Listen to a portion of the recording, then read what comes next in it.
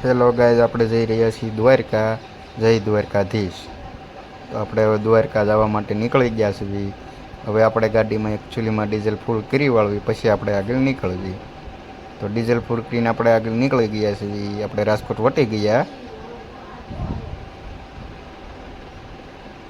હવે આપણે જામનગર પહોંચી ગયા છીએ. જોજો જામનગરનો વ્યૂ. જામનગર પછી હવે અહીં આપણે છે દ્વારકા, સોમનાથ ને જામનગરનું બોર્ડ. હજી આપણે 128 કિલોમીટર બાકી છે. આ મુકેશ અંબાણીની રિલાયન્સ ફેક્ટરી આવી ગઈ છે, તો જોઈ લો ગાઈઝ.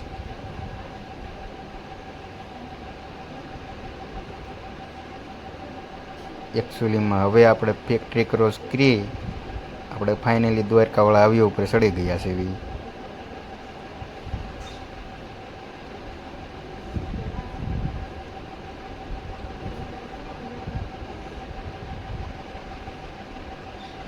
જો આ રોડ ઉપર ટ્રાફિક આપણે આવો ઓછું જ હોય છે, એટલે આપણે ટાઈમે પહોંચી જઈએ છીએ ગાઈઝ.